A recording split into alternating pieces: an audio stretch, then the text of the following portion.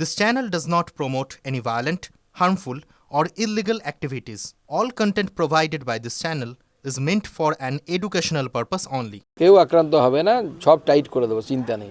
যারা আক্রান্ত করার কথা চিন্তা ভাবনা করছে তাদের হসপিটালে বেড ভাড়া করে রাখতে হবে। তো নির্বাচন কমিশনের কাজ, নির্বাচন কমিশন দেখবে এই পাসপোর্টে কারা যুক্ত, পাসপোর্ট বানানোর চক্রে কারা যুক্ত, সেই চক্রের বিরুদ্ধে ব্যবস্থা নিতে হবে। তো দেশ বিরোধী কাজ, জেলের ভেতরে ঢুকানো উচিত। দিলীপ ঘোষ আবার পুরনো ফর্মে পদাধিকার না হয়েও দলের নেতাদের সঙ্গে বৈঠক বসছেন। দিলীপ ঘোষকে এ নিয়ে দলের অবস্থানকে ইঙ্গিত দিচ্ছে, মানে কোনো অবস্থা এ বিষয়ে যা বলে রাজ্য সভাপতি বলবে। সংখ্যালঘু সংখ্যাগুরু যেই হোক, কেউ ভালো অবস্থায় নেই। চাকরি যদি না থাকে তো সংখ্যালঘু সংখ্যাগুরু পার্থক্য হয় নাকি?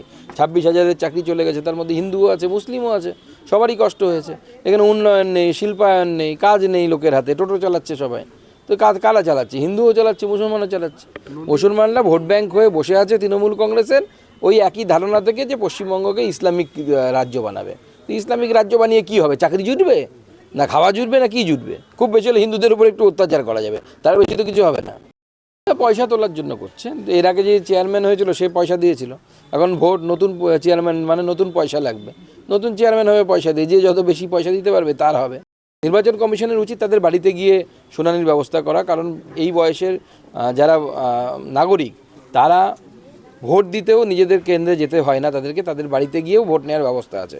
অতএব নির্বাচন কমিশনের সেটাই করা উচিত এবং নিয়মও তাই। সম্ভবত রিসেন্টলি নির্বাচন কমিশন বিএলও নোটিফিকেশন জারি করেছে, কিছু বিএলওর বিরুদ্ধে অ্যাকশনও নিয়েছে। কিছু বিএলও বেআইনি কাজ করে তৃণমূলের কথায় মানুষকে খেপানোর চেষ্টা করছে। কোনো বয়স্ক লোককে আসার দরকার নেই, তাদের বাড়িতে গিয়ে ভেরিফিকেশন হবে। নির্বাচন কমিশন কিছু বিএলওর বিরুদ্ধে সেজন্য শাস্তিমূলক ব্যবস্থাও নিয়েছে। নির্বাচন কমিশন যদি আইনের বিরুদ্ধে গিয়ে কোনো কাজ করে, সেই আইনের বিরুদ্ধে কাজ করলে পরে তো নির্বাচন কমিশনের বিরুদ্ধে অভিষেক বন্দ্যোপাধ্যায়ের এত বড় বড় লয়ার আছে, কপিল সিব্বাল, মিব্বাল, কল্যাণ ব্যানার্জি আছে, ষাঁড়ের মতো চিৎকার করতে পারেন, তাদেরকে পাঠান সুপ্রিম কোর্টে, দেখি তারা কে বেআইনি কাজ করছে। এটাকে তো পাঠিয়েছিল বড় বড় উকিল, তারা নন্দলাল হয়ে ফিরে এসেছে। সুপ্রিম কোর্ট বলে দিয়েছে নির্বাচন কমিশন সঠিক কাজ করেছে। আপনি ভোটার না, বা আপনার ভোটারের কোনো বিষয় নিয়ে কোশ্চেন আছে, প্রশ্নচিহ্ন আছে, তো সেই প্রশ্নের সেই নোটিফিকেশন তো আপনার মোবাইলে যাওয়া উচিত। গোটা পৃথিবীকে জানাবে নাকি যে আপনি ভোটার না, আপনি ভোটার না? বিজেপি তো পথসভা করছে, বিজেপি পথসভা করছে। অলরেডি আমাদের 3,000-এর বেশি পথসভা হয়ে গেছে বিভিন্ন শক্তি কেন্দ্রে। আমরা আগামী দিনেও পথসভা আমাদের করব এবং এই পথসভার মধ্য দিয়ে তৃণমূল কংগ্রেস যে একটা মিথ্যে প্রচার করছে, উন্নয়ন থেকে শুরু করে সমস্ত কিছু নিয়ে, বিশেষ করে এসআইআর নিয়ে যে প্রচার করছে, সেই অপপ্রচারের বিরুদ্ধে আমরা মানুষকে সজাগ করব, মানুষকে জানাবো যে এই তৃণমূল কংগ্রেস যদি থাকে আগামী দিনে আপনাকে বাড়িঘর ছেড়ে অন্য রাজ্যে গিয়ে বাস করতে হবে।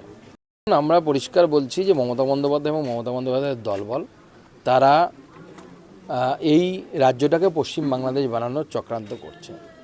সেই পশ্চিম বাংলাদেশ বানানোর চক্রান্তর হাত থেকে এই বাংলাকে রক্ষা করতে হবে।